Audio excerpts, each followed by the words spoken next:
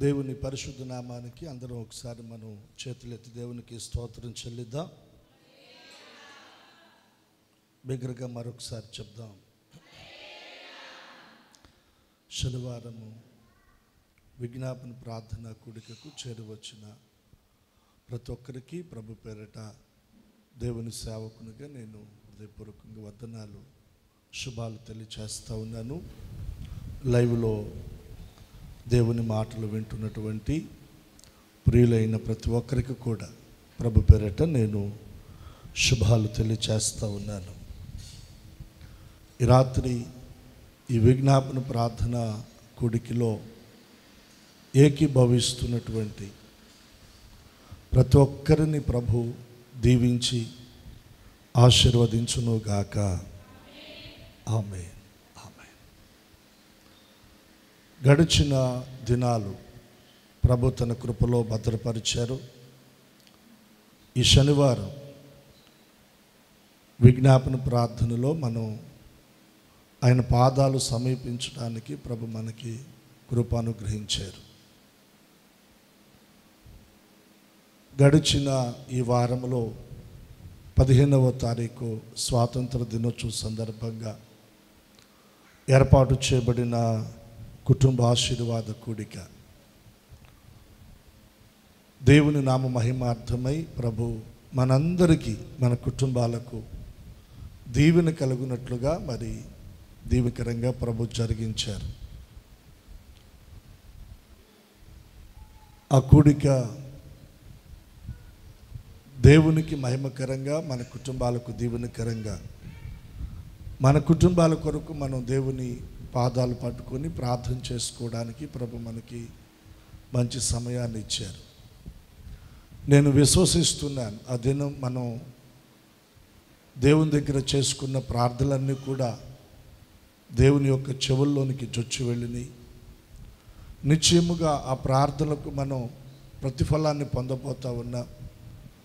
మన కుటుంబాల్లో ప్రభు తన ఘనమైనటువంటి కార్యాలను ప్రభు జరిగించబోతూ ఉన్నారు.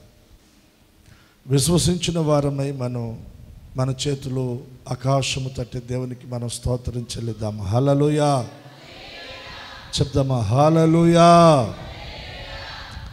ఈ సమయంలో కొద్ది నిమిషాలు మనస్సు పెట్టి దేవుని మాటలు వినడానికి మనం కాస్తంత శ్రద్ధ మనం చూపుదాం.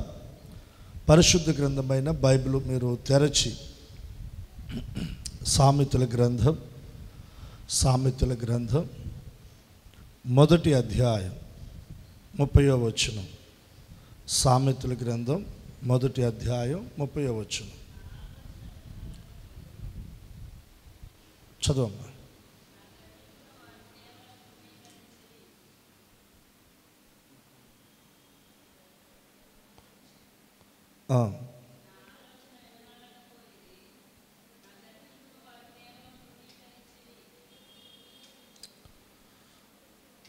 చదవబడిన ఈ వచన భాగంలో ఉన్నటువంటి మాటలను ప్రభు మనందరి వినికిడిలో దీవించునుగాక. అందరూ చెప్పండి ఆమేనని. ఆమేన్. దేవుని వాక్యం ఇక్కడ తెలియచేస్తూ ఉంది. నా ఆలోచన విననొల్లకపోయిరి, నా గద్దింపును వారు కేవలము తృణీకరించిరి. కొన్ని పర్యాయాలు దేవుడు మనకు ఆలోచన చెప్తాడండి. మనం చేసే పనులలో, మనం వెళ్ళే ప్రయాణాల్లో, మన ప్రయత్నాలలో, మన ఆత్మీయ జీవితం ముందుకు కొనసాగించబడుతుండగా భక్తిలో మనం ఎలా ఎదగాలి, ఆత్మీయ స్థితిలో మనం ఎలా ఎదగాలి, లోకానికి, లోక సంబంధమైనటువంటి వాటికి మనం ఎలా దూరంగా ఉండాలి, దేవునిలో మనం ఆయన సహవాసంలో ఎలా అంటుకట్టబడాలి, ఈ విషయాలు దేవుడు మనకు ఆలోచన చెప్తాడు. ఆయన మనకు ఆలోచన చెప్పే ఒక మంచి స్నేహితుడు, ఒక మంచి కాపరి, ఒక మంచి తండ్రి. ఆలోచన చెప్పేవారు లేకపోతే మనము ఏమైపోతామంటే త్రోవ తప్పిపోతాం, త్రోవలో నుండి మనం తొలగిపోతాం. ఆలోచన చెప్పేవారు మనకు కావాలి, ఆలోచన చెప్పేవారు మనకి కావాలి. ఒక మంచి సలహా మనకు చెప్పేవారు మనకు కావాలి. మనుషులు ఆలోచన చెప్పటం కాదండి, మనుషులు మనకు సలహా ఇవ్వటం కాదు. దేవుడే మనకు ఆలోచన చెప్తాడంట, ఆయనే మనకు సలహా ఇస్తాడంట. మనం ఎలా నడుచుకోవాలి, మనం ఎలా ప్రవర్తించాలి, మనం ఎలా మాట్లాడాలి, మనం ఎలా వివేకంగా ఉండాలి,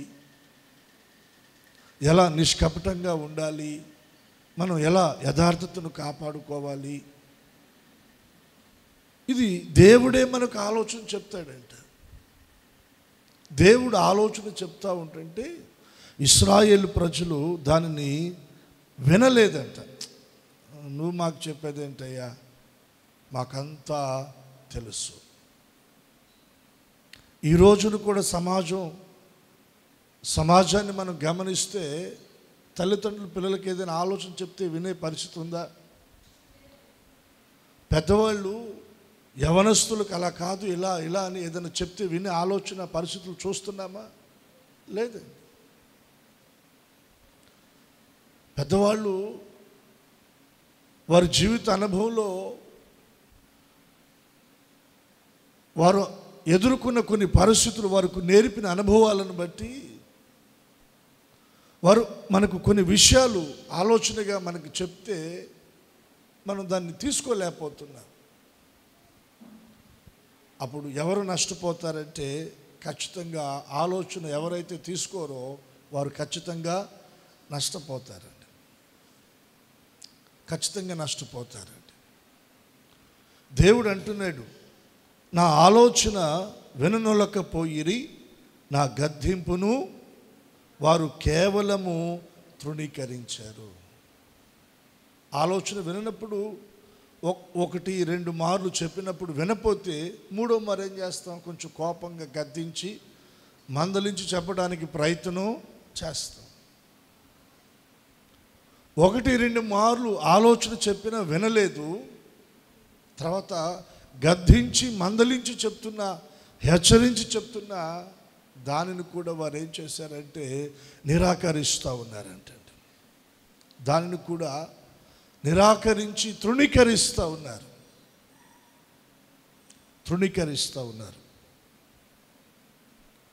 చూడండి, కొన్ని ప్రమాదకరమైన ప్రదేశాలలో కొన్ని బోర్డులు పెడతారు. ఏమని? ఇది ప్రమాదకరమైన మలుపు, ఇది ప్రమాదకరమైన అడవి, ఇది ప్రమాదకరమైన కరెంటుకు సంబంధించిన ట్రాన్స్ఫర్స్, వాటికి మీరు దగ్గరగా వెళ్ళకూడదు, ఈ మలుపు దగ్గర మీరు నెమ్మదిగా వెళ్ళాలి, ఈ అడవి లోనికి మీరు ఎక్కువగా వెళ్ళకూడదు, ఈ ఎత్తైన ప్రదేశాలకు మీరు వెళ్ళకూడదు, ఇవి ప్రమాదకరమైన ప్రదేశాలని హెచ్చరిక బోర్డు అక్కడ పెడతారండి. దాన్ని కూడా మనం పక్కకు నెట్టేసి ఏం పర్వాలేదు అని చెప్పేసి ఒకవేళ మనం వెళ్ళామనుకోండి, ఖచ్చితంగా మనం అక్కడ ఇబ్బందిని, సమస్యను, కీడును మనం కొని తెచ్చుకుంటాం. దేవుడు ఆలోచన చెప్పినా వినకుండా, దేవుడు మందలించినా, దేవుడు గద్దించినా కూడా దానిని మనం చెవిని పెట్టకుండా తృణీకరించి ఒకవేళ మనం అడుగులు ముందుకు వేస్తూ వెళ్ళిపోతే మనం ప్రమాదకరమైన అంచులకు వెళుతున్నాం, ప్రమాదకరమైన పరిస్థితుల్లోనికి వెళ్ళిపోతున్నాం. చివరికి మరణపు అంచులకు మనం వెళ్ళిపోతున్నాం అనేది మనం గమనించాలి. దేవుడు తన ప్రజలతో ఆయన మాట్లాడుతూ ఉన్నాడు. చూడండి, అక్కడ 31వ వచనం అంటున్నాడు, కాబట్టి వారు తమ ప్రవర్తనకు తగిన ఫలము అనుభవించెదరు. కాబట్టి వారు తమ ప్రవర్తనకు తగిన ఫలము అనుభవిస్తారు. మాట వినకపోతే, దేవుని హెచ్చరికను మనం తీసుకోకపోతే, మన ప్రవర్తనకు తగినటువంటి ఆ ప్రతిఫలాన్ని మనం చూస్తాం. మీరు 81వ కీర్తన చూడండి. 81వ కీర్తన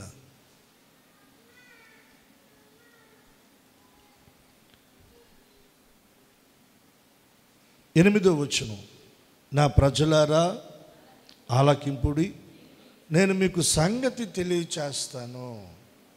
దేవుడు అంటున్నాడు, నేను మీకు ఆలోచన చెప్తాను, నేను మీకు సంగతి తెలియచేస్తాను. రెండవ మాటగా, అయ్యో ఇశ్రాయేలు, నా మాట వినిన ఎడల ఎంత మేలు. అయ్యో అన్న మాట ఎప్పుడు ఉపయోగిస్తారు చెప్పండి? తల్లిదండ్రుల మాట పిల్లలు వినకుండా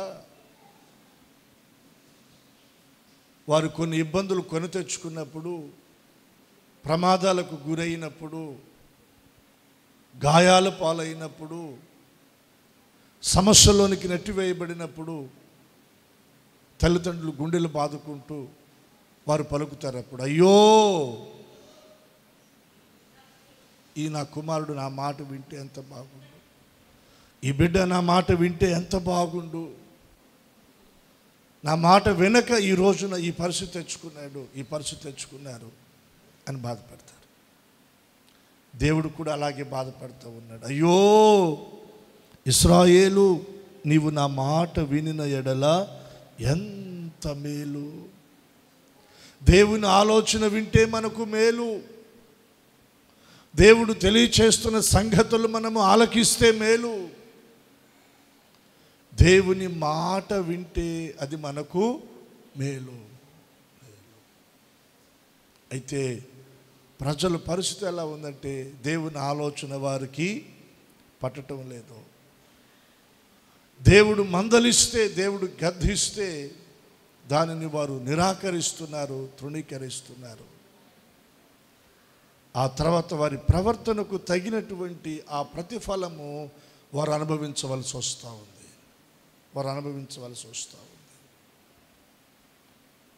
దేవుడు వేదనతో చెప్తున్నాడు, ఇశ్రాయేలు నా మాట వినిన ఎడల ఎంత మేలు, ఎంత మేలు.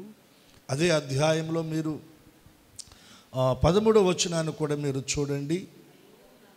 అయ్యో నా ప్రజలు నా మాట వినిన ఎడల, ఇశ్రాయేలు నా మార్గములను అనుసరించి నడుచుకునిన ఎడల ఎంత మేలు, ఎంత మేలు. కొంచెం కాదండి, దేవుని మాట వింటే నేను చెప్తున్నాను మనకి ఎంతో మేలు ఉంది. దేవుని మాట వింటే నేను అనుభవపూర్వకంగా నేను చెప్పగలను, ఒకవేళ మన జీవితంలో మనుషుల మాట విని మనం మోసపోయి ఉండొచ్చు, మనుషుల మాట విని మనం నష్టపోయి ఉండొచ్చు, మనుషుల మాట విని కొన్ని సమస్యలు కొని తెచ్చుకొని ఉండొచ్చు. కానీ దేవుని మాట విని మోసపోయిన వారు ఎవరు లేరు. దేవుని మాట విని నష్టపోయిన వారు ఎవరూ లేరు. దేవుని మాట విని కష్టాల్లోనికి వెళ్ళిపోయిన వారు ఎవరూ లేరండి, ఎవరూ లేరు. ఆది కాండము నుండి ప్రకటన గ్రంథం వరకు బైబిల్ గ్రంథంలో ఉన్నటువంటి భక్తుల జీవితాలను మనం గమనిస్తే, దేవుని మాట వినినటువంటి ప్రతి ఒక్కరి జీవితంలో దేవుని ఉన్నతమైన మేలును అనుభవించిన వారే. దేవుని మాట తృణీకరించి, దేవుని మాట వినకుండా నష్టాన్ని కష్టాన్ని తెచ్చుకున్న వారు ఎంతోమంది ఉన్నారండి. దేవుడు అంటున్నాడు, అయ్యో అయ్యో ఇశ్రాయేలు, అయ్యో నా ప్రజలారా, నా మాట వినిన ఎడల ఎంత మేలు. మీరు చూడండి, అదే అధ్యాయంలో దేవుడు ఎంత బాధతో ఈ మాటలు ఎందుకు చెప్తున్నాడంటే, 11వ వచనం చూడండి. అయినను నా ప్రజలు నా మాట ఆలకింపకపోయిరి, ఇశ్రాయేలు నా మాట వినకపోయిరి. కాబట్టి వారు తమ స్వకీయ ఆలోచనలను బట్టి నడుచుకొనున్నట్లు. స్వకీయ ఆలోచన అండి, స్వకీయ ఆలోచన, మన సొంత ఆలోచన, మన సొంత ఆలోచన. దేవుణ్ణి ఎరగని ప్రజలంటే వారికి తెలియదు. దేవుణ్ణి ఎరిగిన మనము మన జీవితంలో ప్రతి విషయంలో దేవుని ఆలోచన మనం తెలుసుకోవాలి.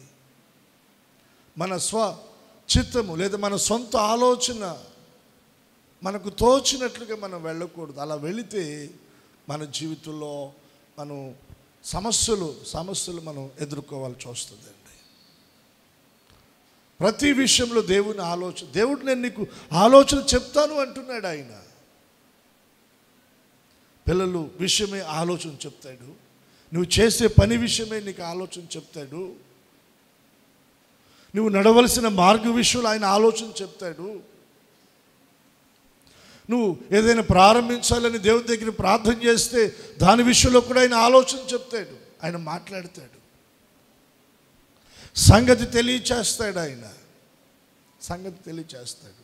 అయితే ఇక్కడ దేవుని మాట వినలేదు, వారు తమ స్వకీయ ఆలోచనలను బట్టి నడుచుకున్నట్లు వారి హృదయ కాఠిన్యమునకు. హృదయం ఏమైపోయింది చెప్పండి? కాఠిన్యమైపోయిందంట. హృదయము కఠినమైపోయింది. దేవుని మాటకు వారి హృదయాలు మెత్తన చేయబడాలి, కానీ మెత్తన చేయబడలా. వారి హృదయాలు కఠినమైపోయినాయి. దేవుడు కూడా దానికి అప్పగించేసేసాడు. ఇది దేవుడు అంటున్నాడు, అయ్యో అయ్యో నా ప్రజలారా, నా మాట వినిన ఎడలా ఎంత మేలు, ఎంత మేలో తెలుసా? అక్కడే క్రింద వచనాలు అంటున్నాడు చూడండి. అప్పుడు నేను వేగిరమే వారి శత్రువులను అనగద్రొక్కుదును. రెండు చేతులు ఎత్తి స్తోత్రం చెల్లిద్దాం. మనం దేవుని మాట వింటే దేవుడు మన పక్షమై పూచి తీసుకొని మన శత్రువులను వేగిరమే ఆయన అనగద్రొక్కుతాడంటండి. మనకు విరోధంగా ఉన్న సమస్యలు, మనకు విరోధంగా ఉన్న కీడులు, మనకు విరోధంగా మన కొరకై పొంచి ఉన్న ప్రమాదాలు, అపాయాలను దేవుడు అణచివేస్తాడండి. రెండు చేతుల దేవునికి మనం స్తోత్రం చెల్లిద్దాం. బిగ్గరగా చెప్దామా? శత్రువు అంటే ఒకవేళ మన ఇరుగు పొరుగు వారు కాదండి, అత్త కోడలు అత్త కాదండి. మన విరోధి యగు పగవాడు ఎవరంటే అపవాది. ఎవరు చెప్పండి? మన విరోధి యగు పగవాడు ఎవరు? అపవాది. ఆ తర్వాత మన శరీరం, ఆ తర్వాత ఈ లోకం. ఈ లోకం మన భక్తి జీవితాన్ని పాడు చేయడానికి అది మనల్ని ఆకర్షిస్తుంది. శరీరము కూడా ఆత్మకు విరోధంగా ఏం చేస్తూ ఉంటుంది? పోరాడుతూ ఉంటుంది. మన విరోధియగు పగవాడు అపవాది ఏం చేస్తాడు? వాడు మన నాశనాన్ని కోరుకుంటాడు, మన పతనాన్ని వాడు కోరుకుంటాడు. ఇప్పుడు మన ముందున్న అపవాది కానీ, శరీరము కానీ, లేదా లోకము కానీ అణిచివేయబడాలి అంటే మన వల్ల కాదు, దేవుడు అణిచివేయాలి. దేవుడు అణిచివేయాలంటే మనం దేవుని మాటను వినాలి. అయితే మనం ఏం చేస్తూ ఉన్నాం? మన స్వకీయ ఆలోచన బట్టి మనం నడుచుకుంటూ ఉన్నాం. అంటే మనకు తోచినట్టు మనం వెళ్ళిపోతున్నాం. మనం తోచినట్టు మనం వెళ్ళకూడదండి. సామెతల గ్రంథంలో రాయబడింది, ఒకని ఎదుటంట సరి అయినదిగా కనబడు మార్గము కలదంట. అంటే తన ఆలోచన బట్టి తనకేమనిపిస్తుంది అంటే తను వెళుతున్న మార్గం కరెక్ట్ అనిపిస్తుందంట. నేను చేస్తున్న పని కరెక్ట్, నేను మాట్లాడే విధానము కరెక్ట్, నా అనుభవాలు కరెక్ట్, తన ఆలోచనకు తోచింది కరెక్ట్ అనిపిస్తుందంట. కానీ వాక్యం ఏమంటుందో తెలుసా? తొదకది ఎక్కడికి తీసుకుని వెళుతుందంటే మరణానికి తీసుకొని వెళుతుందంట. ఇప్పుడు మన దృష్టిలో కరెక్ట్గా ఉంటుంది, కానీ తుదకు ఎక్కడికి తీసుకొని వెళుతుంది? మరణానికి తీసుకొని వెళుతుంది. ఇప్పుడు మన దృష్టికి, మన ఆలోచనకి కరెక్ట్ అనిపించదు, కానీ దేవుడు అంటాడు అది కరెక్ట్ అంటాడు. కానీ దేవుని మాటకు మనం లోబడి దాన్ని మన ఆలోచన పక్కన పెట్టి కాస్త మనకి ఇబ్బంది అయిన దేవుని మాట ప్రకారంగా అడుగులు వేస్తే తుదకు ఎక్కడికి తీసుకుని వెళ్ళుద్దంటే అది జీవంలోనికి తీసుకుని వెళ్ళుద్ది. అది మనకు ఆశీర్వాదాన్ని సమకూర్చుద్ది, నెమ్మదిని మనం, సమాధానాన్ని మనం పొందగలం. దేవునికి ఒకసారి 2 చేతులు ఎత్తి స్తోత్రం చెల్లిద్దాం, బిగ్గరగా చెప్దాం. మన ఎదుట ఉన్న మార్గం మనకు సరైనదిగా కనబడటం కాదు, ఆ మార్గము సరైనదా కాదా అని దేవుడు మనకు చెప్పాలి. దేవుడు మనకు ఆలోచన చెప్పాలి. దేవుడు మనకు ఆయన ఉపదేశాన్ని ఇవ్వాలి. అప్పుడు మనం అడుగులు వేయాలి. ఒక్కొక్కసారి మనం తొందరపడి వెళ్ళిపోతాం. ఎందుకంటే మన దగ్గర కొంచెం ఓర్పు తగ్గిపోతూ ఉంటుంది. అలా మనం కాకుండా దేవుని పైన మనం ఆధారపడి మనం కనిపెట్టుకోగలిగితే మన శత్రువులను ఆయన అణిచివేస్తాడు. శత్రువు అన్న దగ్గర అసమాధానం అని పెట్టండి, అనారోగ్యం అని పెట్టండి, ఆర్థిక ఇబ్బందులని పెట్టండి, వాటన్నిటిని దేవుడు ఏం చేస్తాడు? అణిచివేస్తాడు. అసమాధానాన్ని అణిచివేస్తాడు, సమాధానం ఇస్తాడు. అనారోగ్య పరిస్థితులను అణిచివేస్తాడు, ఆరోగ్యాన్ని ఇస్తాడు. ఆర్థిక లేమి, ఇబ్బందులు, ఆర్థిక సమస్యలు, అప్పుల సమస్యలు, వాటిని ఆయన అణిచివేస్తాడు. చేతుల కష్టార్జితాన్ని దేవుడు ఆస్వాదిస్తాడు, ఐశ్వర్యాన్ని ఇస్తాడు. ఆయన నిన్ను పైకి లేవనెత్తుతాడు. నీ ఎదుట ఉన్న శత్రువు, నీ ఎదుట ఉన్న శోధన, నీ ఎదుట ఉన్న సమస్య, నీ ఎదుట ఉన్న ఇబ్బంది, ఇరుకు, నీ ఎదుట ఉన్న బలహీనతలు అణిచివేయబడాలి. అణిచివేయబడాలి అంటే మనం చేయవలసిన పని ఏంటంటే మనం దేవుని మాటను మనము వినాలి. దేవుని మాట వినకే మన ముందు శత్రువు చెలరేగుతున్నాడు. సమస్యలు చెలరేగుతూ ఉన్నాయి, ఇబ్బందులు చెలరేగుతూ ఉన్నాయి, బలహీనతలు చెలరేగుతూ ఉన్నాయి. యేసు నామములో అవన్నీ అణిచివేయబడునుగాక. చెప్దాం, అణిచివేయబడునుగాక. మన శత్రువును అణిచివేయవాడు ఎవరు చెప్పండి? దేవుడే.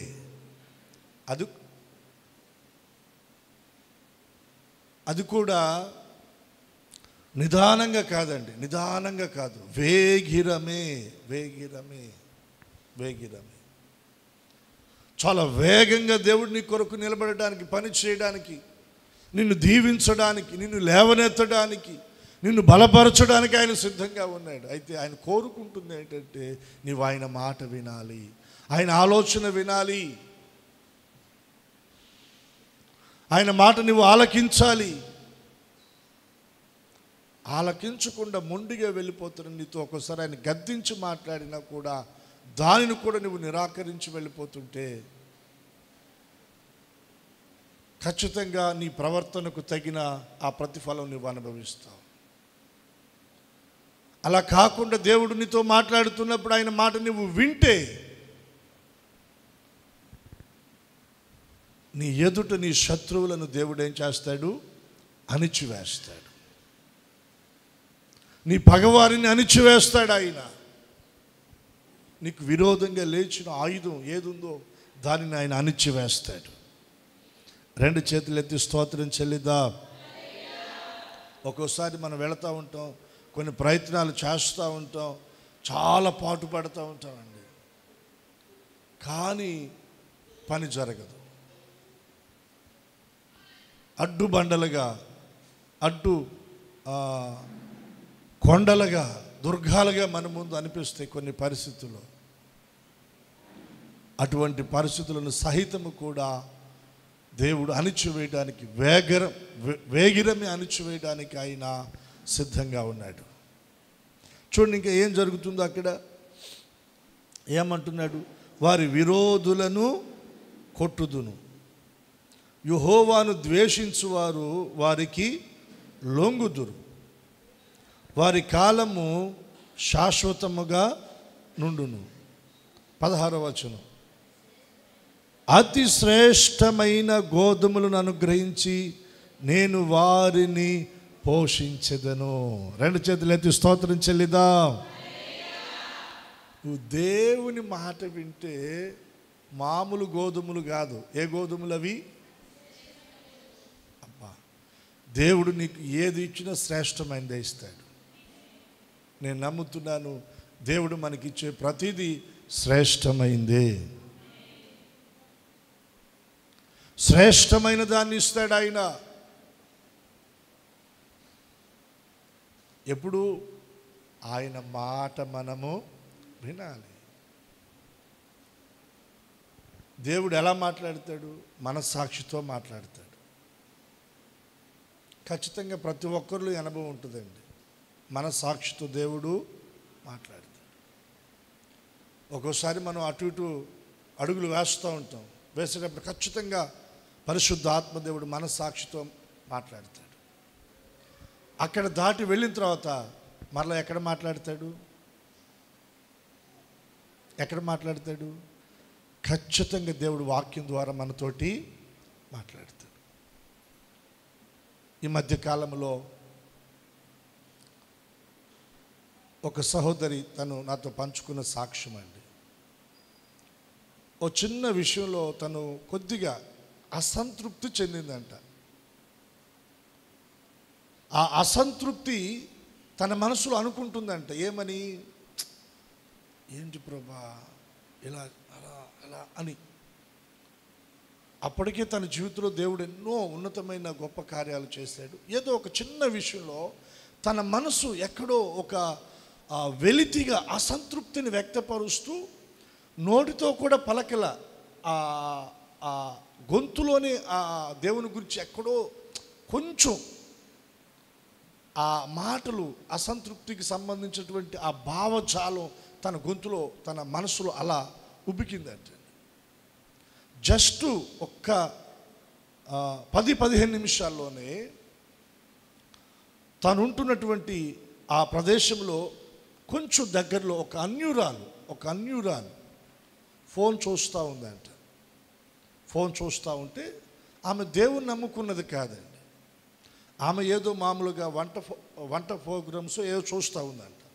అలా చూస్తూ ఉన్నప్పుడు అలా వాటి మధ్యన ఒక దైవజనుడు మాట్లాడినటువంటి ఒక 2 మాటలు అలా వచ్చేసింది.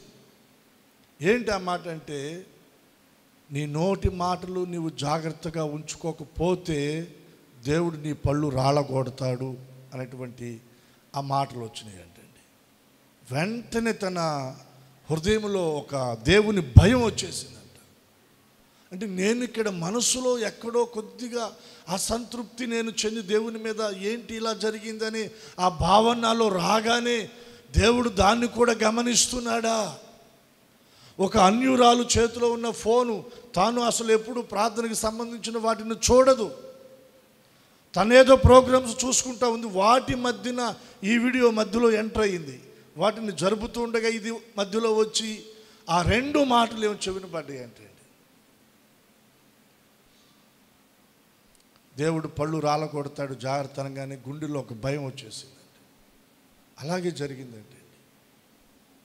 తనంటది, అన్నయ్య నిజంగా దేవుడు మాట్లాడినట్లు జరిగింది అన్నయ్య. ఎలా జరిగిందంటే, ఏదో పొయ్యి మీద పెట్టి ఏదో వంట చేస్తా దాని మీద మూత పెట్టిందంటండి. ఆ మూత టైట్ అయిపోయిందంట.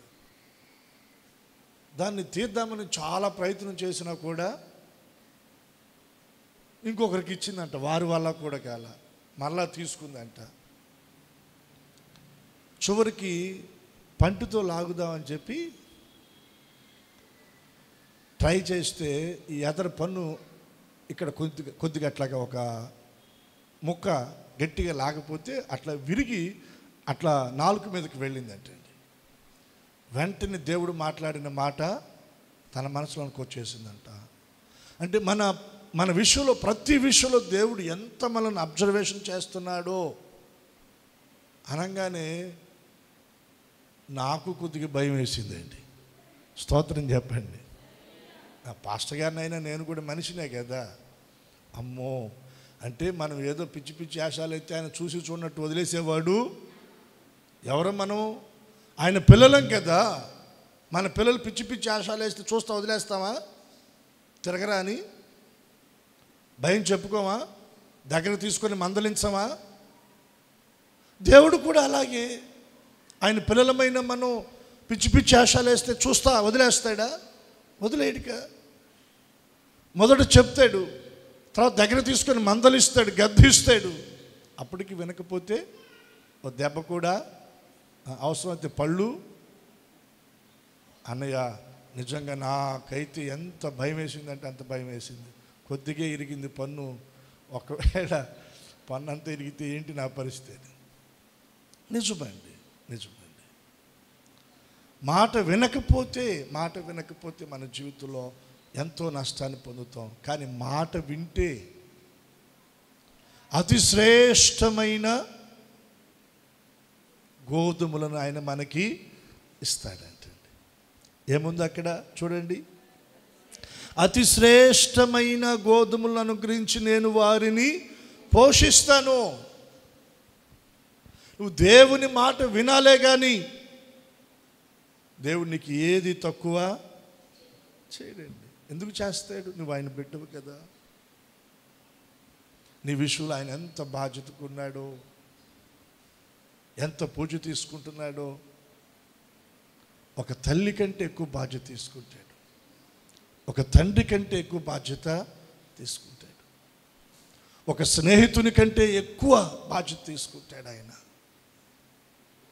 ఎందుకంటే నీ కొరకు ఆయన తన ప్రాణమును బలిగా అర్పించాడు. నీ కొరకు ఆయన తన రక్తమంతా కూడా ధారపోసాడు. ఆఖరి రక్తపు బొట్టును కూడా నీ కొరకే వెలగా చెల్లించాడు. నిన్ను విమోచించడానికే ఆయన దేహమంతా కూడా నలగొట్టబడింది. ప్రాణము పెట్టునంతగా నిన్ను ప్రేమించాడు. కాబట్టి నీ విషయంలో తల్లికి, తండ్రికి, స్నేహితునికి మించి నీ విషయంలో ఆయన పూచి పడతా ఉన్నాడు. దేవునికి స్తోత్ర. అయితే ఆయన కోరుకుంటుంది ఏంటంటే మనము ఆయన మాట వినాలి. మాట వినకపోతే మన విషయంలో ఆయన ఎంత బాధపడుతున్నాడండి. అయ్యో ఇశ్రాయేలు, నీవు నా మాట వినిన ఎడల ఎంత మేలు. నా ప్రజలు నా మాట వినిన ఎడల ఎంత మేలు. వారి శత్రువులను నేను వేగిరమే అణిచివేస్తాను. అణిచివేయటమే కాదండి, అతి శ్రేష్టమైన గోధుమలను అనుగ్రహించి నేను వారిని పోషిస్తాను. దేవుడు పోషిస్తే మనం పస్తుంటామా చెప్పండి? దేవుడు మనకి ఏదైనా గుప్పిళ్ళు విప్పిస్తే ఇంకా మన జీవితంలో కొరత ఉంటుందా? చెప్పండి? ఉండదు. దేవుడు నీ కొరకే గుప్పిళ్ళు విప్పినట్లుగా నీవు ఆయన మాట విను. హల్లెలూయా. మారు మనసు పొందు అంటే మారు మనసు పొందు. పాప క్షమాపణ నిమిత్తమై బాప్తిజము పొందు అని దేవుడు మాట్లాడితే బాప్తిజము పొందు. ఏ విషయాల్లో దేవుడు నీతో మాట్లాడుతున్నాడో నీ మనస్సాక్షితో, వాక్యము ద్వారా దేవుడు నీతో మాట్లాడుతున్నాడు. ఆ విషయాల్లో నీవు ఆయన మాట విను. ఆయన మాట మనస్సాక్షి ద్వారా దేవుడు మాట్లాడతాడు. వాక్య ప్రకటన ద్వారా దేవుడు మనతో మాట్లాడతాడు. ఈ రెండు దాటిన తర్వాత కొన్ని పరిస్థితుల ద్వారా కూడా దేవుడు మనతో మాట్లాడతాడు. కొన్ని సిచ్యువేషన్లు తీసుకొస్తాడు మన జీవితంలోనికి ఆయన. ఇప్పుడు మన సాక్షితో మాట్లాడాడు, మనం వినలేదు. వాక్య ప్రకటన ద్వారా దేవుడు మనతో మాట్లాడాడు, అయినా మనము వినలేదు. మూడోది ఎలా మాట్లాడతాడు?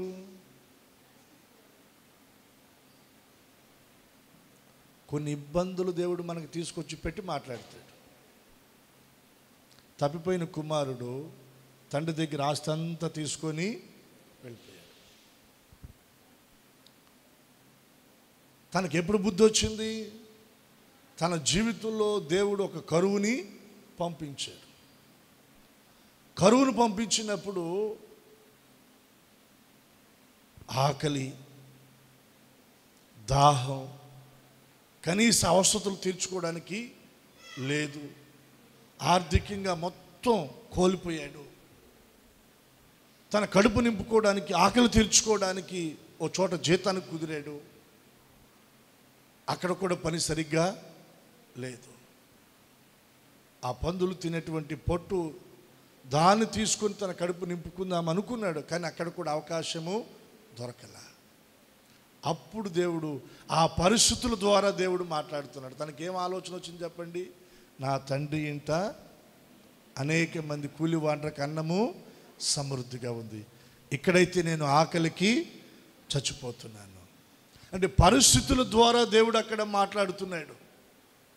ఒకటి మనస్సాక్షి ద్వారా దేవుడు మాట్లాడతాడు, రెండవది వాక్య ప్రకటన ద్వారా దేవుడు మాట్లాడతాడు, మూడవదిగా కొన్ని ఇబ్బందికరమైన పరిస్థితులను దేవుడు తీసుకొచ్చి అక్కడ మనల్ని పెట్టి ఆయన సన్నిధిలో ఉన్న సమృద్ధిని, ఆయనలో ఉన్న సంతోషాన్ని మనకు జ్ఞాపకం చేసి మనతో మాట్లాడతాడు.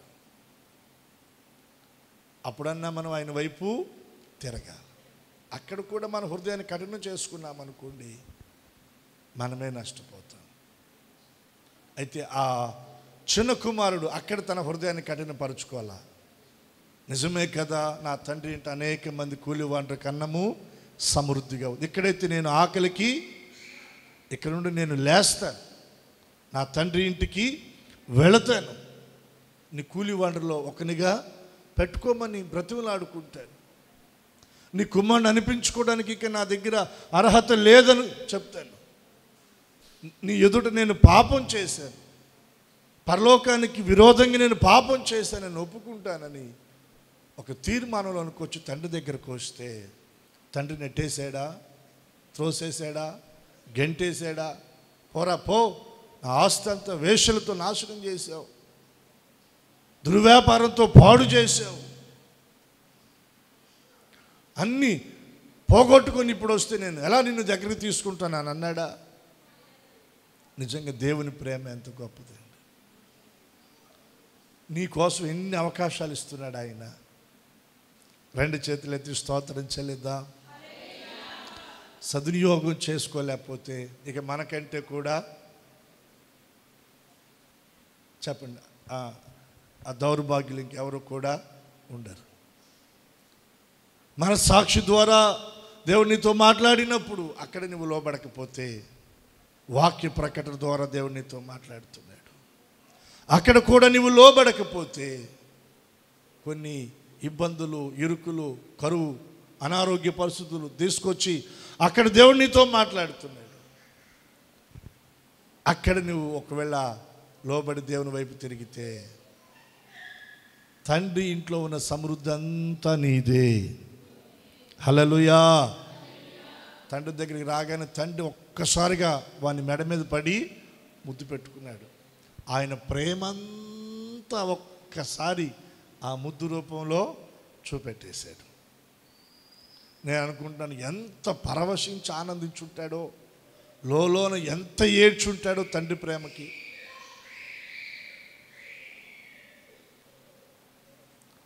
ఎంత ఏడ్చుంటాడు, ఎంత ఏడ్చుంటాడు. ఆ తండ్రి ప్రేమ, తండ్రి ప్రేమ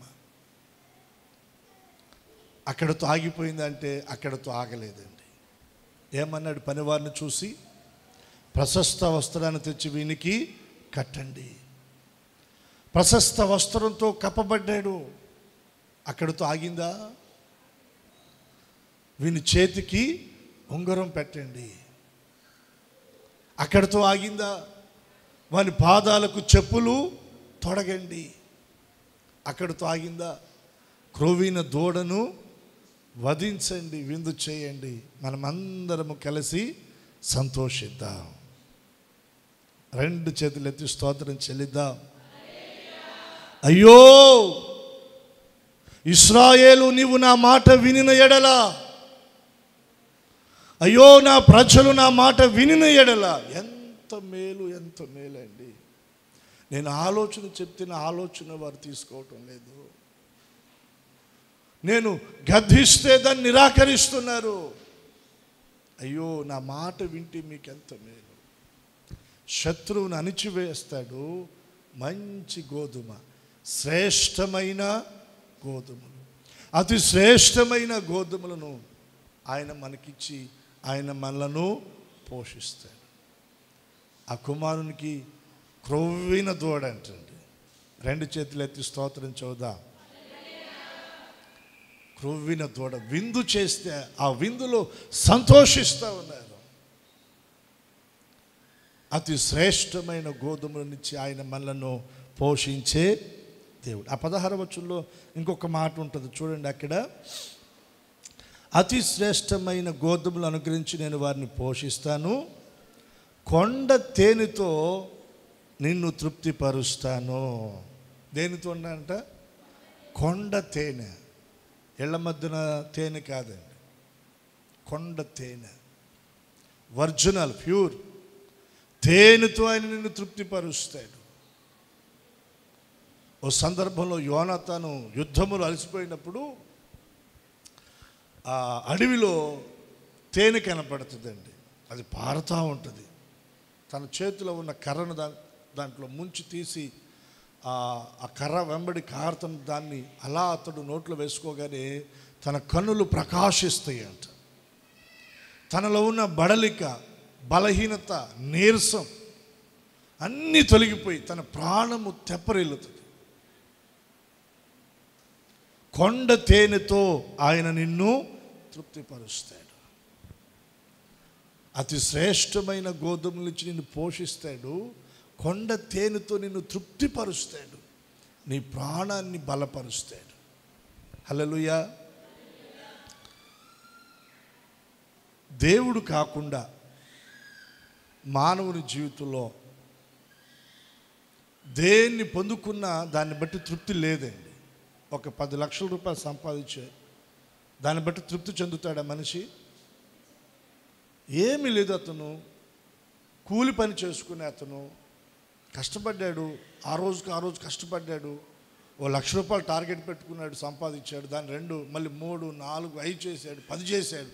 అక్కడ తృప్తి పడతాడా అంటే తృప్తి పడ్డాడు. స్థలాల విషయంలో, పొలాల విషయంలో, ఇళ్ల విషయంలో, వెండి బంగారాల విషయంలో ఎక్కడ మనిషి తృప్తి చెందలేడు. ఎక్కడ దానికి పులి స్టాప్ పెట్టలేడు చాలు అని. అయితే దేవుడు నీ విషయంలో ఆయన పూచి తీసుకుంటే ఆయన నీ ప్రాణము తృప్తి చెందినట్లుగా ఆయన నిన్ను బలపరుస్తాడు. దేవునికి స్తోత్ర. నేను అంటాను, అన్నిటికంటే కూడా, అన్ని ఆశీర్వాదాల కంటే కూడా ఉన్నతమైన ఆశీర్వాదం ఏంటంటే తృప్తి. ఏంటి చెప్పండి? తృప్తి. తృప్తిని దేవుడు నీకు ఇస్తాడు. తృప్తిలో ఏముంటుందో తెలుసా అండి? నెమ్మది ఉంటుంది. టెన్షన్లు ఉండవు. టెన్షన్ లేకపోతే మనకి రోగాలు కూడా లేవు. ఈ రోజున సగటు మనిషి తన జీవితంలో బీపీలకి, షుగర్లకి, రకరకాల బలహీనతలకి గురవటానికి కారణం ఏంటంటే ప్రధానంగా మానసిక ఒత్తిడి, శారీరక ఒత్తిడి, టెన్షన్ టెన్షన్ టెన్షన్. కుటుంబాన్ని బట్టి, కుటుంబంలో ఉన్న ఆర్థిక ఇబ్బందులను బట్టి, లేదా దేహంలో ఉన్న బలహీనత, అనారోగ్య పరిస్థితులను బట్టి, లేదా పిల్లలను బట్టి, లేదా వాళ్ళు చేస్తున్న వ్యాపారాల్లో, ఉద్యోగాల్లో ఉన్న సమస్యలను బట్టి టెన్షన్. ఈ టెన్షన్తోనే మన జీవితాల్లో మనం ఆయా బలహీనతలకు గురైపోతూ ఉన్నాం. ఆయా బలహీనతలకు గురవుతూ ఉన్నాం. మీకు తెలుసా, ఎక్కువగా టెన్షన్కు గురయ్యి హార్ట్ స్ట్రోక్ వచ్చి చనిపోయిన వారు కూడా ఉన్నారండి. ప్రాణాలు కోల్పోయిన వారు సహితం ఉన్నారు. సో ఆ పరిస్థితుల్లోనికి మనం వెళ్లకుండా దేవుడు మనకు తృప్తినిచ్చి ఆ తృప్తిలో ఆయన మనకు నెమ్మదిని కలగ చేస్తాడు. ఆయన మన ప్రాణములను కాపాడుతాడు. రెండు చేతులెత్తి స్తోత్రం చెల్లిద్దాం. ఆయన మన ప్రాణమును తృప్తిపరిచి మన ప్రాణమును కాపాడుతాడు. ఆయన ఎప్పుడు అంటే మనం ఆయన మాట వినాలి వినాలి వినాలి. అయ్యో ఇశ్రాయేలు, నేను నీకు ఆలోచన చెప్తున్నానే, నా ఆలోచన నువ్వు నిరాకరిస్తున్నావు. అయ్యో ఇశ్రాయేలు, నేను నీతో మాట్లాడుతూ ఉంటుంటే నువ్వు నా మాట వినటం లేదు.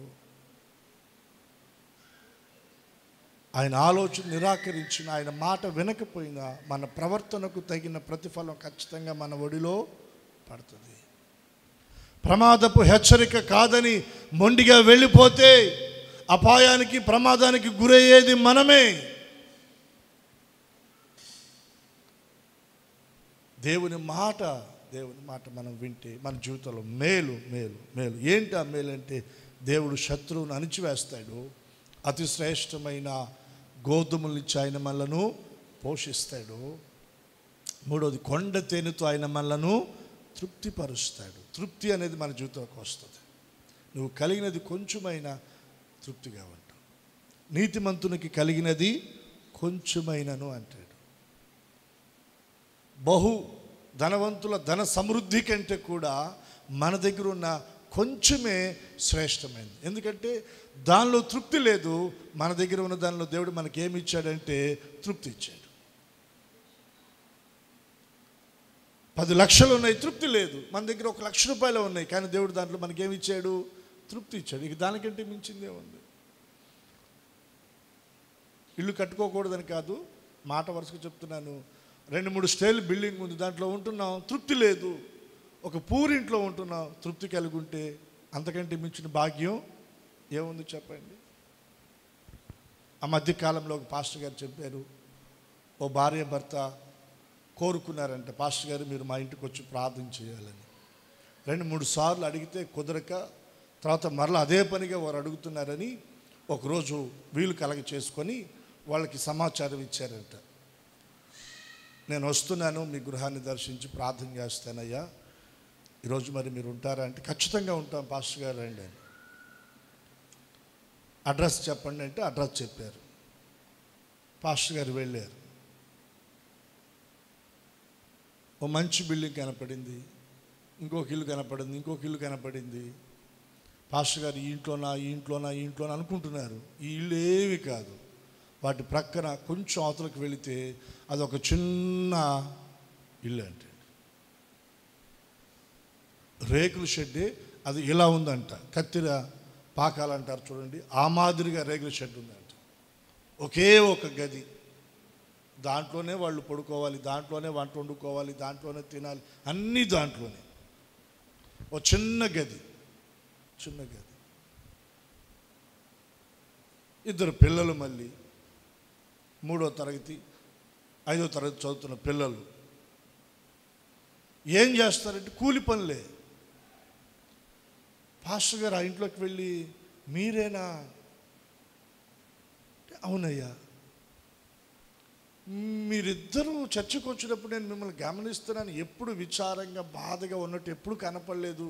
ఎప్పుడు హ్యాపీగా సంతోషంగా, మాకు ఏ చింత లేదు, మాకు ఏ ఇబ్బంది లేదు, మాకు ఏ అవసరం లేవు, ఓ మాకు అన్నీ ఉన్నాయి అన్నట్టుగా ఫుల్ హ్యాపీగా కనపడుతూ ఉన్నారు. ఇక్కడికి వచ్చి చూస్తేనేమో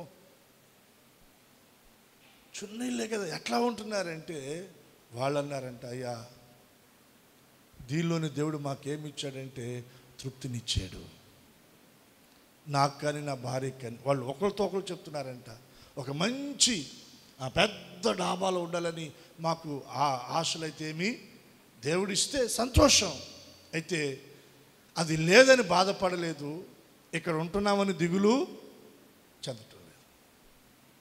ఇది కూడా లేకుండా అడవుల్లో చెట్ల కింద చిన్న చిన్న పరదాల కింద తలదాచుకునేవారు ఎంతోమంది ఉన్నారు. వారికంటే కొంచెం మేము బెటర్. అసలు మాకు అసలు అదేమీ లేదు. మా పని ఏంటంటే మేము చక్కగా పనికి వెళ్తాం, డబ్బులు తెచ్చుకుంటాం, చక్కగా వండుకుంటాం, చక్కగా భార్య భర్త పిల్లలందరం కలిసి చక్కగా కూర్చొని ప్రార్థన చేసుకుంటాం. ప్రార్థన అయిపోయిన తర్వాత చక్కగా భోజనం చేస్తాం. చక్కగా పడుకుంటాం, ఉదయం లేస్తాం, పిల్లలు రెడీ చేస్తే వాళ్ళు స్కూల్కి వెళ్ళిపోతారు, మేము పనులకు వెళ్ళిపోతాం. మాకు ఇది లేదు అది లేదని చింత లేదయ్యా, బాధ లేదు. ఇది ఎలా మీ హృదయాల్లో కలిగింది అంటే వారు చెప్పే మాట ఏంటంటే ఒకటే, ఏంటంటే దేవుని వాక్యము. ఏంటది? దేవుని వాక్యం మాకు ఆ తృప్తినిచ్చింది. నీతిమంతునికి కలిగినది కొంచెమైనను ధనవంతుల దగ్గర ఉన్న బహుధన సమృద్ధి కంటే కూడా ఇది శ్రేష్టమైనది. అక్కడ వారి దగ్గర లేనిది ఏంటంటే తృప్తి. ధనం ఉంది, వెండి ఉంది, బంగారం ఉంది, ఆస్తిపాస్తులు ఉన్నాయి, ఇళ్ళు వాకిళ్ళు ఉన్నాయి, పొలాలు ఉన్నాయి, కానీ వారికి లేనిది ఏంటంటే తృప్తి. మాకు అవేమీ లేవు, మాకున్నది కొంచెమే, కానీ దానిలో దేవుడు ఏమిచ్చాడంటే తృప్తినిచ్చాడు. మనం కలిగి ఉన్న దానిలో తృప్తి కలిగి ఉండగలిగితే, దాన్ని బట్టి మనం దేవుని స్తుతించగలిగితే, దాన్ని బట్టి మనం దేవుని ఘనపరచగలిగితే, అక్కడి నుంచి దేవుడు ఉన్నత స్థలాల్లోనికి ఆయన మనల్ని తీసుకొని వెళ్తాడండి. దేవుడికి ఒకసారి రెండు చేతులు ఎత్తి స్తోత్రం చెల్లిద్దాం. అలా తృప్తిగా ఉంటున్న వారి జీవితంలో సరిగ్గా ఒక 6-7 సంవత్సరాల తర్వాత మళ్ళా పాస్టర్ గారిని రమ్మన్నారంట. దేనికంటే గృహ ప్రతిష్ఠ ఆరాధన. ఒక మంచి గృహాన్ని కట్టుకోవడానికి దేవుడు వారికి కృప ఇచ్చాడు. పాస్టర్ గారు ఆశ్చర్యపోయాడంట. మనం కలిగి ఉన్న దానిలో మనం తృప్తి చెంది ప్రభువును స్తుతించి మహిమపరచగలిగితే అక్కడి నుండి దేవుడు ఉన్నతమైన స్థలాల్లోనికి ఆయన మనల్ని తీసుకుని వెళతాడు. ఆయన నమ్మదగిన దేవుడు. కొండ తేనెతో ఆయన మనలను తృప్తిపరుస్తాడు. తృప్తిపరిచే దేవుడు. లోకములో ఎక్కడ దొరకని తృప్తి దేవుని సన్నిధిలో మనం పొందగలం. హల్లెలూయా. మన హృదయానికి దేవుని దగ్గరే తృప్తి అండి. మన మనసుకు దేవుని దగ్గరే తృప్తి. నువ్వు ఎక్కడికైనా వెళ్ళు, నీ ఆశలు నీ కోరికలు గుర్రాలై పరిగెత్తుతాయి. దేవుని మందిరంలోకి రా, దేవుడు నీకేమిస్తాడు? తృప్తినిస్తాడు, నెమ్మదినిస్తాడు, సమాధానాన్ని ఇస్తాడు. నీ గుండెల్లో కృతజ్ఞత భావాన్ని దేవుడు పెడతాడు. దాన్ని బట్టి నువ్వు నెమ్మదిగా బ్రతుకుతావు. దేవునికి రెండు చేతులు ఎత్తి స్తోత్రం చెల్లిద్దా. లోకంలోనికి పరిగెత్తు, లోకంలోనికి వెళ్ళు. లోకమంతా పోగేసిన నీకు ఆ నెమ్మది ఉండదు, ఆ తృప్తి ఉండదు, ఆ శాంతి ఉండదు. ఇంకా ఇంకా ఇంకా ఇంకా ఇంకా చివరికి ప్రాణాన్ని కూడా పోగొట్టుకునే దాకా పరిగెత్తే వాళ్ళు సమాజంలో బోలెడు మంది ఉన్నారండి. కొండ తేనెతో ఆయన మనల్ని తృప్తిపరిచి ఆయన మనకు నెమ్మదినిచ్చి మన ప్రాణాన్ని ఆయన కాపాడుతాడు. ఈ రాత్రి ఒక తీర్మానం చేసుకుందాం. అయ్యా, ఒకవేళ ఎక్కడైనా నేను నీ మాట వినకుండా మొండిగా వెళుతూ ఉంటే నన్ను క్షమించండి. పరిచర్య విషయంలో కానివ్వండి, ప్రార్థన చేసుకునే విషయంలో కానివ్వండి, దేవుని వాక్యము చదువుకునే విషయంలో, దేవునికి కానుక ఇచ్చే విషయంలో, మందిరానికి వెళ్ళే విషయంలో, మారు మనసు పొందే విషయంలో, రక్షణ పొందే విషయంలో, ఒకవేళ దేవుని మాట కాదని ఒకవేళ ఎక్కడైనా మనం దేవుడు మనకు ఆలోచన చెప్తే దాన్ని పక్కన పెట్టేసి ఒకవేళ మనం వెళుతూ ఉంటుంటే, హృదయాన్ని కఠినం చేసుకుని వెళ్ళిపోతూ ఉంటుంటే అది ప్రమాదం. వారి ప్రవర్తన తగిన ఫలము వారు అనుభవించవలసి వస్తుంది. అయితే దేవుని మాట వింటే ఆయన శత్రువుని అణిచి అతి శ్రేష్టమైన గోధుమలనిచ్చి పోషించి కొండ తేనెతో ఆయన మన ప్రాణాన్ని ఆయన తృప్తిపరుస్తాడు. ప్రార్థన చేసుకుందాం. మోకరించగలిగిన వారు మోకరించండి. కొద్ది నిమిషాల సమయం నేను మీకు ఇస్తాను. వ్యక్తిగతంగా ఎవరికి వారు ఇప్పుడు మీరు ప్రార్థన చేసుకోవాలి.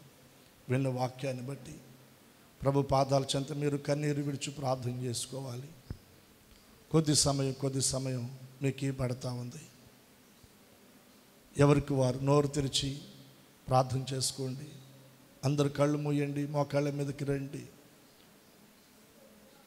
చేతులు ఆకాశము తట్టు ఎత్తగలిగితే ఎత్తండి. ఎత్తలేని వారు చేతులు జోడించి నమస్కరించి ప్రభు దగ్గర ప్రార్థన చేసుకోండి. ప్రభువా, నీ మాట వినకుండా, నీ ఆలోచన చెవిని పెట్టకుండా, నా హృదయ కఠినాన్ని బట్టి నాయన నేను వెళ్ళి ఎంతో నష్టపోయాను ప్రభువా.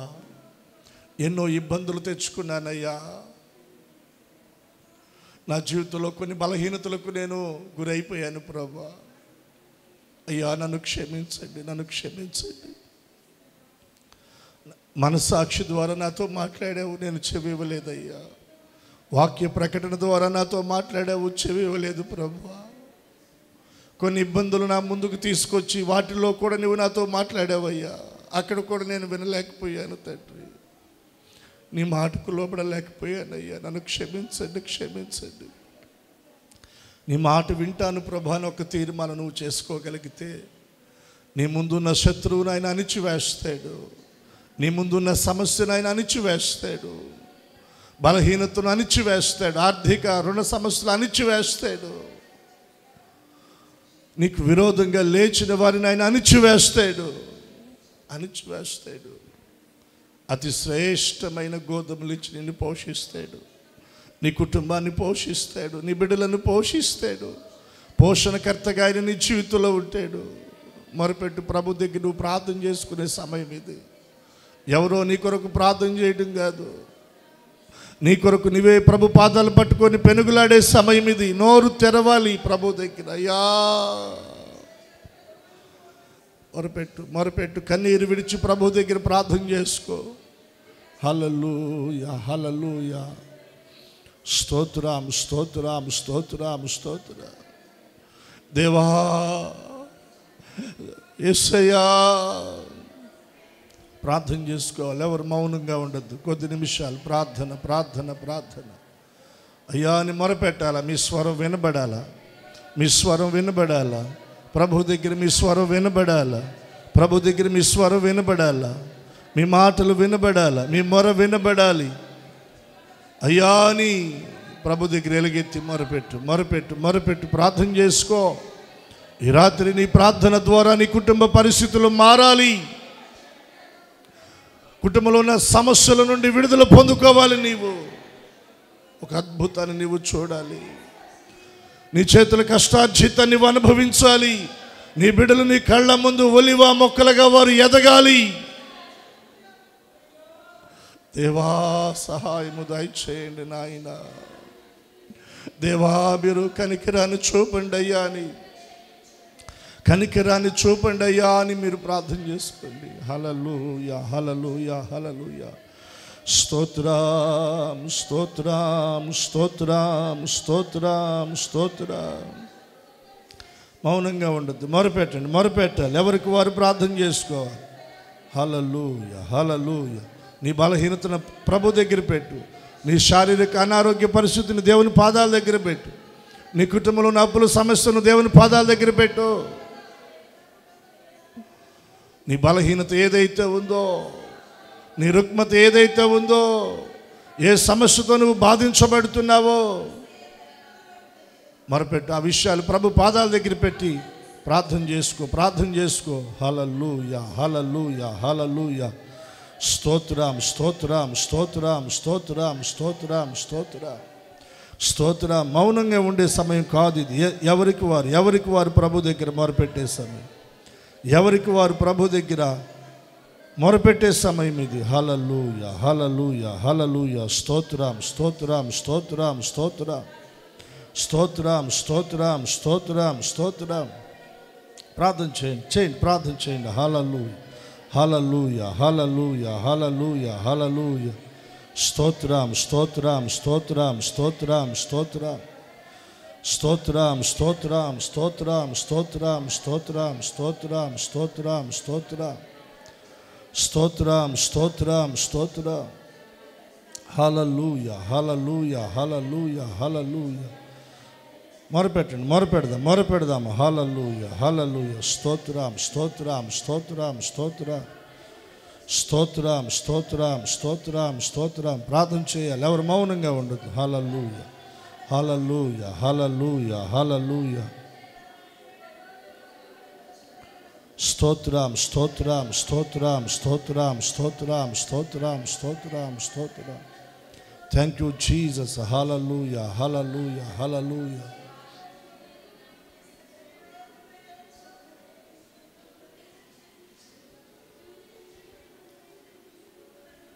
కొద్ది నిమిషాలు చేసుకోండి, వ్యక్తిగతంగా ప్రభు దగ్గర ప్రార్థన చేసుకోండి. విన్న వాక్యాన్ని మీ హృదయంలో నెమరు వేస్తూ ప్రార్థన చేసుకోండి. హల్లెలూయా, హల్లెలూయా, హల్లెలూయా. స్తోత్రం, స్తోత్రం, స్తోత్రం.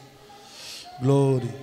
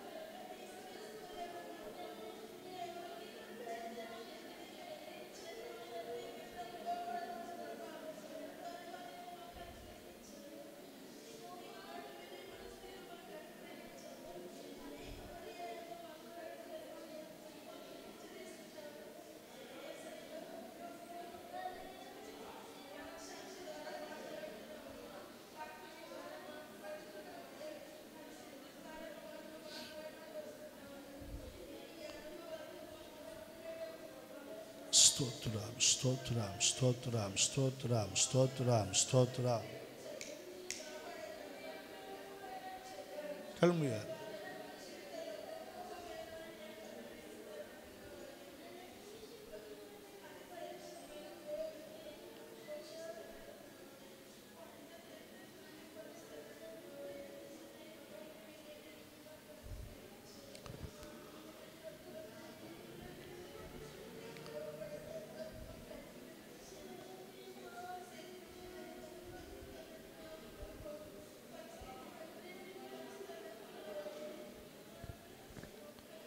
స్తోత్రం, స్తోత్రం, స్తోత్రం, స్తోత్రం, స్తోత్రం, స్తోత్రం. హల్లెలూయా, హల్లెలూయా, హల్లెలూయా, హల్లెలూయా. పరిశుద్ధ తండ్రి, మీకు వందనాలయ్యా. ఈ విజ్ఞాపన ప్రార్థన కుడికిలో మీరు మాట్లాడుతూ వచ్చిన ప్రతి మాటను బట్టి మీకు వందనాలు. మా హృదయాల్లో నాయనా ప్రతి మాటను ముద్రించి స్థిరపరచండి ప్రభా. మీ మాట విని మేలు పొందేటువంటి నాయన అనుభవాలలో మమ్మలను స్థిరపరచండి. ఈ రాత్రికాల సమయంలో మందిరంలో చేరిన బిడ్డలను బట్టి, లైవ్లో ప్రభా ఈ ప్రార్థనలు ఏకీభవిస్తున్న బిడ్డలను బట్టి నాయన మిమ్మల్ని స్తుతిస్తున్నాం. ప్రతి ఒక్కరి జీవితంలో, ప్రతి ఒక్కరి హృదయంలో ఈ మాటలు ఫలించునుగాక. ఈ మాటలు వారి హృదయాల్లో ముద్రించబడునుగాక. మీ మాట వినేటువంటి అనుభవంలో నాయన ప్రతి ఒక్కరిని మీరు స్థిరపరిచి నడిపించి దీవించమని, నీ ప్రజల ఎదుట ఉన్నటువంటి నాయన శత్రువును అణిచివేసి అతి శ్రేష్టమైన గోధుమలనిచ్చి వారిని మీరు పోషించండి.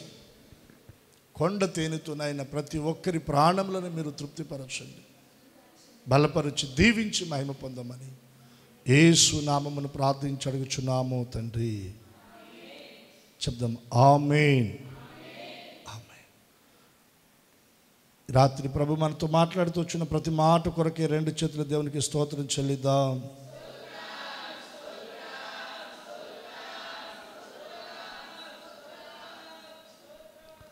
ఆమేన్, ఆమేన్.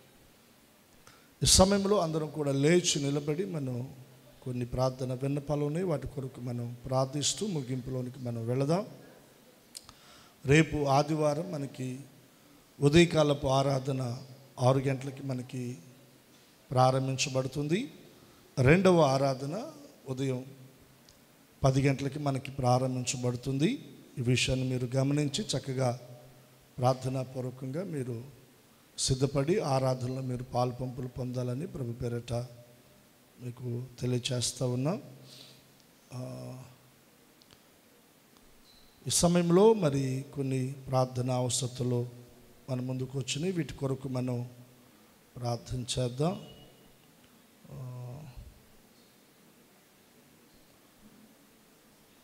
ప్రియాంక, కృష్ణ భార్యాభర్తలు, వారు భార్యాభర్తల మధ్యన కొన్ని సమస్యలు వచ్చినాయి. వారి కాపురము కట్టబడులాగున ప్రార్థన చేయమని ప్రార్థన సహాయాన్ని కోరుతూ ఉన్నారు. అలాగే మరి ఒక బ్రదర్, తను కిడ్నీలో స్టోన్స్ ఉన్నాయి. దాన్ని బట్టి అనారోగ్యంతో చాలా బాధపడుతూ ఉన్నారు. వారి స్వస్థత కొరకు కూడా మరి మనం ప్రార్థన చేద్దాం ప్రభు సన్నిధిలో.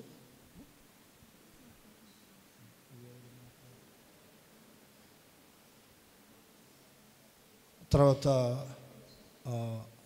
జేసింత, తను గొంతులో బాగా ఇన్ఫెక్షన్ అయ్యి కొంత బలహీనత కలిగి బాధపడుతూ ఉంది. ఆ బిడ్డ స్వస్థ కొరకు కూడా మనం ప్రార్థన చేద్దాం. రేపు పగటి కాలం ఆరాధనలు కూడా ప్రభు దీవెనకరంగా జరిగించున్నట్లుగా మనం ప్రార్థన చేద్దాం. ఎవరు ఏ విధమైనటువంటి సమస్యలతో ఉన్నా ప్రభు ఆ సమస్యల నుండి విడిపించి సంఘ బిడ్డలందరినీ కూడా ప్రభు దీవించున్నట్లుగా మనం చక్కగా ప్రార్థనలు ఏకీభవిద్దాం. మీ పక్క వారి చేతులు పట్టుకోండి. పురుషులు స్త్రీలుగా మనం ఏకీభవించి ప్రభు సన్నిధిలో ప్రార్థన చేద్దామండి. Praise the lord. హల్లెలూయా. స్తోత్రం స్తోత్రం స్తోత్రం స్తోత్రం. పరిశుద్ధ తండ్రి నాయన మీకు వందనాలు స్తోత్రాలు చెల్లిస్తున్నా. ఈ విజ్ఞాపన ప్రార్థనలో నాయన ప్రార్థన అవసరతలు తెలియచేసిన నీ ప్రియబిడ్డల కొరకు ప్రార్థిస్తున్నా. జసింత కొరకు ప్రార్థన చేస్తున్నా. గొంతు భాగంలో ఉన్న ఇన్ఫెక్షన్, అక్కడ ఉన్నటువంటి ప్రతి బాధ బలహీనత ఇప్పుడే నాయన మీ హస్తంతో తాకండి. ఆ బలహీనత నుండి విడిపించండి. బిడ్డపైన మీ రక్త ప్రోక్షణ కలిగించండి. స్వస్థ ఆరోగ్యాన్ని ఆయన మీరు కలగచేయండి. మరొక సహోదరుని కొరకు ప్రార్థిస్తున్నా. కిడ్నీలో స్టోన్స్తో నాయన తను ఎంతో బాధించబడుతున్నాడు. అస్వస్థ కలిగి ఉంటుండగా బిడ్డను దర్శించండి. ఆ కిడ్నీలో స్టోన్స్ నాయన తొలగిపోనట్లుగా ఆ బిడ్డ పరిపూర్ణ స్వస్థ ఆరోగ్యాన్ని పొందుకోవడానికి మీరు సహాయం చేయండి. అలాగే నాయన కృష్ణ ప్రియాంక దంపతులను బట్టి ప్రార్థన చేస్తున్నా. వారి మధ్యన ఉన్నటువంటి నాయన సమస్యలు మీరు తొలగించండి. భార్యాభర్తల మధ్యన సమాధాన స్థితిని మీరు కలగచేయండి. ఆ కుటుంబాన్ని మీరు కట్టమని ప్రార్థిస్తున్నా. కనికిరాన్ని మీరు చూపండి నాయన, సహాయము దయచేయండి. అలాగే ప్రభు ఇంకెంతోమంది భార్యాభర్తల మధ్యన సమస్యలతో అసమాధాన పరిస్థితుల్లో ఉన్నారు నాయన. అటు వారి కొరకు మేము ప్రార్థిస్తున్నాం. సంఘముగా మేమందరము ఏకీభవిస్తున్నాం. ఏక మనసుతో ఏక ఆత్మతో నాయన మేము మొరపెడుతున్నాం. భార్యాభర్తల మధ్యన అసమాధాన పరిస్థితులు తీసుకొని వచ్చి వారిని విడదీయాలని చూస్తున్నటువంటి ఆ దైవ ఆత్మ ఇప్పుడే యేసు నామములో బంధించబడునుగాక.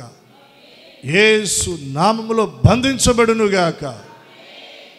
ప్రభా, భార్యాభర్తల మధ్యన సమాధాన స్థితిని, ప్రేమను, ఆప్యాయత, అనురాగాలను మీరు ఉంచండి నాయన. ఒకరినొకరు అర్థం చేసుకునే మనసును నాయన మీరు కలగచేయండి. ప్రభా, మీరు దీవించమని ప్రార్థిస్తున్నా. కుటుంబాల్లో నెమ్మది ఇవ్వండి అయ్యా, సమాధానం ఇవ్వండి నాయన, సంతోషాన్ని నాయన మీరు కలగచేయండి.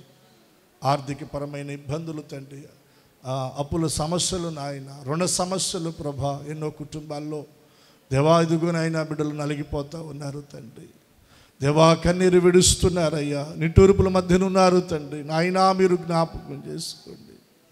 నీ బిడ్డల జీవితంలో ఉన్న కన్నీరు, దుఃఖము, వేదనంతా తొలగించబడినట్లుగా బిడ్డల చేతుల కష్టార్జితాన్ని మీరు ఆస్వాదించండి తండ్రి.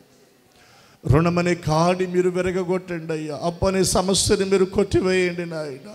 ఆర్థికంగా కుటుంబాలను మీరు దీవించండి నాయన.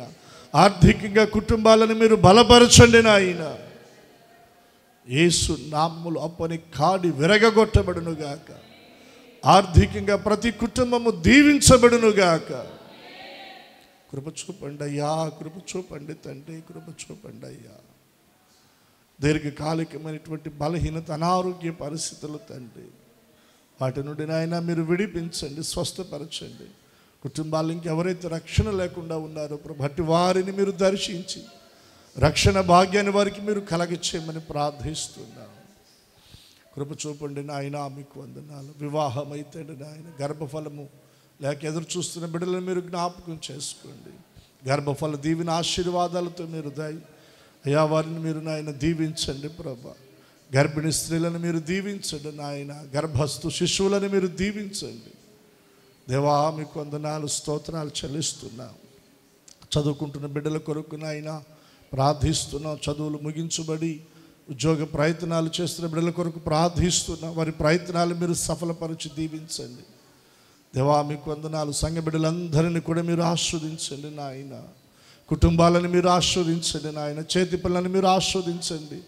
బేరాలను మీరు ఆస్వాదించండి. వ్యాపారాలను మీరు ఆస్వాదించండి. ఉద్యోగాలను మీరు ఆస్వాదించండి. వ్యవసాయాన్ని మీరు ఆస్వాదించండి. పాడి పశువులను నాయన మీరు ఆస్వాదించండి నాయన. ప్రయాణాల్లో మీ కాపుదల క్షేమాన్ని మీరు దయచేయండి. ప్రమాదాల నుండి తప్పించండి నాయన. యవన బిడ్డలను మీరు పట్టుకోండి ప్రభా. లోకం ఆకర్షిస్తుండగా తండ్రి నాయన, శరీరిచ్చలు ఆకర్షిస్తుండగా వాటిలో బంధించబడకుండా మీరు కృప చూపండి నాయన. మీ చేతుల వారు ఉండునట్లుగా సహాయం దయచేయండి నాయన. దేవా మీకు వందనాలు చెల్లిస్తున్నాము తండ్రి. ఇంకను సంఘములో ప్రార్థన పనులను మీరు లేవనెత్తండి నాయన. పరిచారకులను మీరు లేవనెత్తండి ప్రభా. దాతృత్వ హృదయం కలిగిన వారిని మీరు లేవనెత్తండి. సహకారులను మీరు లేవనెత్తండి నాయన. బలపరచండి ప్రభా. సేవకులను మీరు లేవనెత్తండి. సువార్థికులను మీరు లేవనెత్తండి ప్రభా. గాయకులను మీరు లేవనెత్తండి నాయన. వాయిద్యకారులను మీరు లేవనెత్తమని ప్రార్థిస్తున్నా అయ్యా. ఇదిగునైనా అయా తలంతులతో బిడ్డలను మీరు నింపండి అయ్యా. కృపావరాలతో నింపండి నాయన. ఆత్మ ఫలాలతో నింపండి నాయన. పరిశుద్ధులు సంపూర్ణమైనట్టుగా కృప చూపండి నాయన. సంఘమంతటిని మీరు అక్కడ కొరకై సిద్ధపరచండి నాయన. సిద్ధపరచండి ప్రభా. మీకు వందనాలు. సండే స్కూల్ పిల్లలను మీరు దీవించండి నాయన. టీచర్స్ని మీరు దీవించండి ప్రభా. అయ్యా యవన బిడ్డలు పరిచారకులను మీరు దీవించండి నాయన. అయ్యా వాయిద్యాలు వాయిస్తున్న బిడ్డలను మీరు దీవించండి. పాటలు పాడుతున్నటువంటి బిడ్డలను మీరు దీవించండి నాయన. స్త్రీల సమాజాన్ని, సంఘ పెద్దలను మీరు దీవించమని ప్రార్థన చేస్తున్నాము తండ్రి. కృప చూపండి నాయన. సహవాసాన్ని, మినిస్ట్రీని కూడా మీరు జ్ఞాపకం చేసుకోండి అయ్యా. ఇంకా అనేక ప్రాంతాల్లోనికి పరిచర్య విస్తరించబడాలి ప్రభా. సహవాసంలో నిలిచిన సేవకులందరినీ మీరు బలపరచండి. కుటుంబాలను మీరు దీవించండి. పరిచర్యలను మీరు ఆస్వాదించండి నాయన. మందిర నిర్మాణ పనుల్లో మీరు తోడుగా ఉండండి అయ్యా. మందిరాలు లేని చోట స్థలాల విషయంలో ద్వారాలు తెరవండి నాయన. సంఘాలను మీరు దీవించండి నాయన. నూతన ఆత్మలను నాయన మీరు అప్పగించండి. పరిచర్యలను మీరు విస్తరింపచేయమని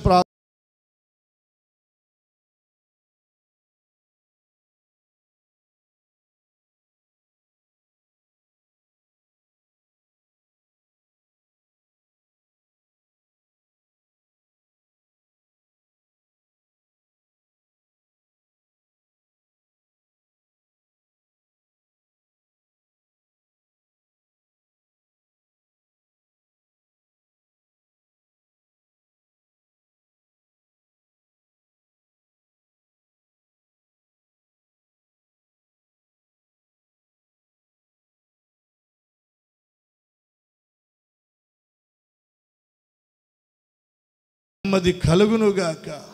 వారి కన్నీరు తుడవబడునుగాక. వారు ఆదరించబడుదురుగాక. బలపరచబడుదురుగాక. మీ నామములో వారికి స్వస్థత కలుగునుగాక. ప్రభా నాయన మీరు దర్శించమని ప్రార్థిస్తున్నాము. కుటుంబాలు దీవించబడినట్లుగా సహాయం చేయండి అయ్యా. 2 ఆరాధనలు కూడా మహిమకరంగా మీరు జరిగించమని ప్రార్థిస్తున్నాం. అల్పులు మమ్మల్ని మీరు బలపరచండి. పరిచయలో వాడుకునండి నాయన. ప్రతి ఆటంకము నాయన, ప్రతి అడ్డు వ్యతిరేకతను మీరు బంధించి తొలగించండి తండ్రి. కృప చూపండి అయ్యా. ఈ రాత్రికాల సమయంలో ప్రతి ఒక్కరిని మీ చేతులకు అప్పగిస్తున్నాం. మా ప్రాంత ప్రజలను నాయన, మా పరిసర ప్రాంతాలను, మా రాష్ట్ర ప్రజలను, మా దేశ ప్రజలు మీ చేతులకు అప్పగిస్తున్నాం. మా దేశంలో ఉన్న సేవకులందరినీ మీరు బలపరచండి. సంఘాలన్నిటిని మీరు దీవించండి. పరిచయలన్నిటిని కూడా మీరు ఆస్వాదించండి ప్రభా. ప్రజా ప్రతినిధులు, అధికారులు, నాయకుల కొరకు, పాలకుల కొరకు నాయన అయా, వ్యాపారవేత్తల కొరకు, డాక్టర్ల కొరకు, పోలీసు వారి కొరకు నాయన, ఆయా డిపార్ట్మెంట్లో ఉన్నటువంటి వారందరి కొరకు మేము ప్రార్థిస్తున్నాం. అందరిపైన మీ హస్తముండునుగాక, నీ కృపుండునుగాక, మీ సన్నిధి వారికి తోడుగా ఉండునుగాక. కీడు నుండి మా దేశ ప్రజలు తప్పించబడుదురుగాక. ప్రమాదాల నుండి తప్పించబడుదురుగాక. విపత్తుల నుండి తప్పించబడుదురుగాక. నాశనం నుండి తప్పించబడుదురుగాక. ఉగ్రత నుండి తప్పించబడుదురుగాక. నీ కృప పొందుదురుగాక. నీ వైపు ఆకర్షించబడుదురుగాక. రక్షించబడుదురుగాక, మీ రాజ్య వారసులుగా మారుదురుగాక, మహిమ కలిగిన మీ రాకడ కొరకై సిద్ధపడుదురుగాక. యేసు నామములో మా భారతదేశము తండ్రి నాయన రక్షించబడాలని మేము ప్రార్థన చేస్తున్నాము. కృప చూపండి, సహాయం చేయండి దేవా. ఈ రాత్రి మమ్మలను నాయన పరిచయను సంఘ బిడ్డలను అయా మీ చేతులకు అప్పగించుకుంటూ సమస్త మహిమ మీకు ఆరోపిస్తూ యేసు నామమును ప్రార్థించి అడుగుచున్నాము తండ్రి. చెప్దాం ఆమేన్. మన ప్రభు అయిన యేసుక్రీస్తు వారి కృప, పరమ తండ్రి అయిన దేవుని ప్రేమ, పరిశుద్ధాత్మ దేవుని నుంచి సన్నిధి సహవాసం, ఆయన సన్నిధిలో చేరిన మనకు, మన కుటుంబాలకు, పరిచర్యకు, పరిశుద్ధులకు ప్రతి ఒక్కరికి సదా తోడై దీవించి సమాధానముతో నడిపించునుగాక. ఆమేన్. యేసు రక్తమే జయం, సిలువ రక్తమే జయం. ప్రభు యేసు నామములో సంపూర్ణ జయము కలుగునుగాక. ఆమేన్. అందరికీ వందనాలు. Praise lord, praise lord, praise lord.